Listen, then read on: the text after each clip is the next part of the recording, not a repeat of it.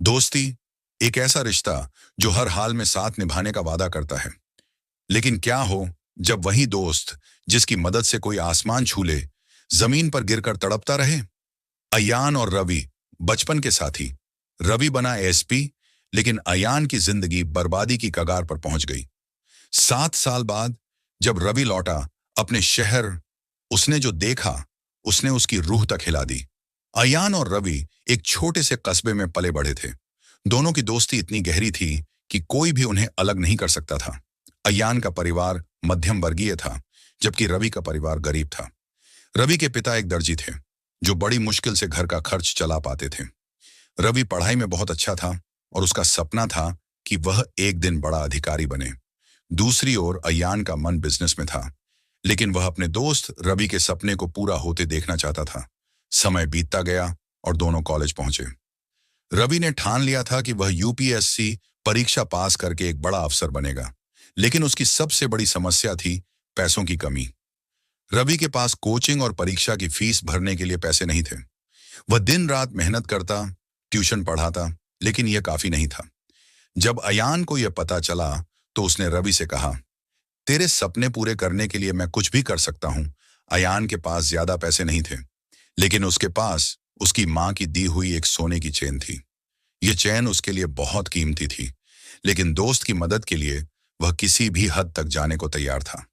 एक रात उसने रवि को चेन दी और कहा, इसे बेचकर तू अपनी फीस भर। तुझे अफसर बनते देखना ही मेरी असली जीत होगी। रवि पहले तो मना करता रहा, लेकिन अयान ने कहा, अगर तूने यह चेन नहीं ली तो मैं हमेशा खुद को दोषी मानूंगा कि मेरी वजह से तू अपने सपने पूरे नहीं कर पाया। आखिरकार रवि ने चेन बेच दी और कोचिंग में एडमिशन ले लिया। रवि ने पूरी मेहनत से पढ़ाई की और आखिरकार यूपीएससी परीक्षा पास कर ली। कुछ सालों की ट्रेनिंग के बाद वह पुलिस विभाग में एएसपी, सुपरिंटेंडेंट ऑफ पुलिस बन गया। दूसरी ओर अयान ने अपने पिता के बिजनेस को संभाल लिया और कर्ज के कारण संघर्ष करता रहा। रवि अपने काम में इतना व्यस्त हो गया कि वह अयान से संपर्क नहीं कर सका। धीरे धीरे दोनों के बीच की दूरियां बढ़ गईं, लेकिन किस्मत को कुछ और ही मंजूर था। 7 साल बाद रवि का ट्रांसफर उसी कस्बे में हो गया। अब वह एक एसएसपी के रूप में अपने बचपन के शहर लौटा था, लेकिन उसे यह नहीं पता था कि इन सालों में अयान की जिंदगी पूरी तरह बदल चुकी थी।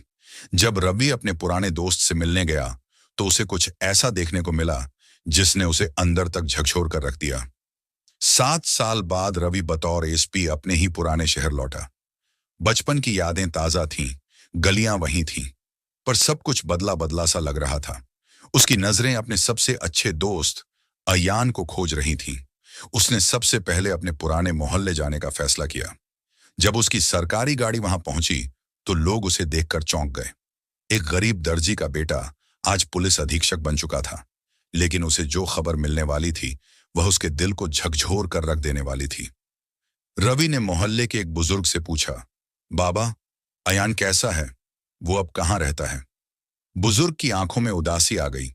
उन्होंने लंबी सांस ली और कहा, बेटा, तू बहुत सालों बाद आया है। अगर अयान से मिलना चाहता है तो खुद को संभाल ले। रवि का दिल जोर जोर से धड़कने लगा। उसने जल्दी से पूछा, क्या हुआ उसे? बुजुर्ग ने आंखें झुका ली और धीमे स्वर में बोले, जिस दोस्त की सोने की चेन बेचकर तू अफसर बना, वही दोस्त आज अपनी किस्मत से लड़ते लड़ते बर्बाद हो गया। रवि के पैरों तले जमीन खिसक गई। रवि को पता चला कि उसके जाने के बाद अयान पर मुसीबतों का पहाड़ टूट पड़ा। उसके पिता का बिजनेस डूब गया, कर्ज बढ़ता गया और फिर एक दिन उसके पिता का दिल का दौरा पड़ने से निधन हो गया। अयान पर पूरे परिवार की जिम्मेदारी आ गई। उसने बिजनेस बचाने की बहुत कोशिश की, लेकिन कुछ सूदखोरों और दबंगों ने उसे अपने जाल में फंसा लिया। ब्याज पर पैसे लेकर उसे लूट लिया गया। दुकान और घर जब्त कर लिया गया। मां की बीमारी का इलाज नहीं करा सका और वह भी चल बसी। छोटी बहन की शादी टूट गई। अब अयान एक मजबूर मजदूर बनकर सड़कों पर जीवन बिता रहा था। रवि को यह सुनकर झटका लगा। उसने तुरंत अयान का पता पूछा और वहां पहुंचा जहां वह रहता था। एक टूटा फूटा घर, फटे पुराने कपड़े पहने एक शख्स, बिखरे हुए बाल, आंखों में गहरी उदासी। यही था उसका दोस्त अयान। रवि की आंखें भर आईं। अयान! अयान ने सिर उठाया। उसे देखकर मुस्कुराने की कोशिश की, लेकिन उसकी आंखों में न जाने कितने सालों का दर्द था। रवि ने झट से उसे गले लगा लिया। ये क्या हाल बना लिया तूने? अय्यान ने फीकी मुस्कान के साथ कहा। तू अफसर बन गया और मैं किस्मत के खेल में हार गया। रवि को खुद से नफरत होने लगी।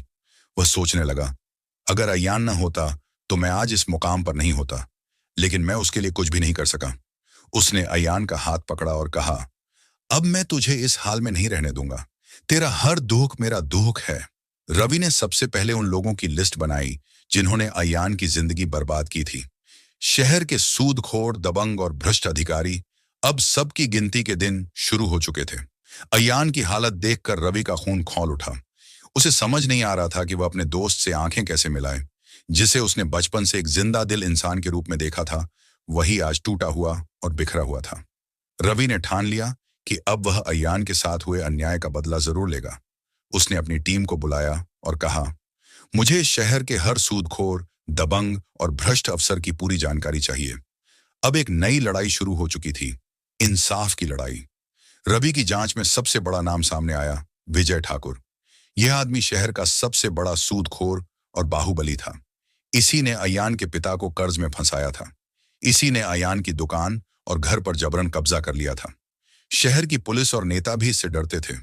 रवि को अब समझ आ गया कि अय्यान की जिंदगी किसने बर्बाद की। रवि ने प्लान बनाया और एक रात अचानक विजय ठाकुर के अड्डे पर रेड छापा। जब पुलिस की जीपें गूंजने लगीं, तो उसके गुंडे इधर उधर भागने लगे। रवि ने खुद जाकर विजय ठाकुर को पकड़ लिया और कहा, अब तेरा खेल खत्म। लेकिन विजय ठाकुर हंसने लगा। मुझे गिरफ्तार करने की हिम्मत मत कर एएसपी साहब, वरना अंजाम अच्छा नहीं होगा। रवि ने उसे थप्पड़ मारा और कहा, तूने बहुतों की जिंदगी बर्बाद की है। अब तुझे कानून का असली चेहरा दिखाऊंगा। विजय ठाकुर को गिरफ्तार कर लिया गया और पूरे शहर में खबर फैल गई। जब शहर के बाकी लोगों को पता चला कि विजय ठाकुर पकड़ा गया है, तो वे भी हिम्मत जुटाने लगे। कई लोगों ने आगे आकर उसके खिलाफ गवाही दी। अय्यान भी अदालत में पेश हुआ और अपने साथ हुए अन्याय की कहानी बताई। धीरे धीरे सारे सबूत रवि के हाथ में आ गए। कई महीनों की कानूनी लड़ाई के बाद विजय ठाकुर और उसके साथियों को उम्र कैद की सजा हो गई। अय्यान को उसकी दुकान और घर वापस मिल गया। बाकी पीड़ितों को भी इंसाफ मिला। शहर में विजय ठाकुर जैसे गुंडों का आतंक खत्म हो गया। एक दिन रवि अय्यान की नई दुकान पर गया और मुस्कुराते हुए कहा, अब तो खुश है ना? अय्यान ने रवि को गले लगाया और कहा, अगर तू नहीं होता तो मैं कभी संभल नहीं पाता। तूने दोस्ती का कर्ज चुका दिया। रवि ने मुस्कुराकर जवाब दिया, अब बस एक वादा कर कि कभी खुद को कमजोर मत समझना।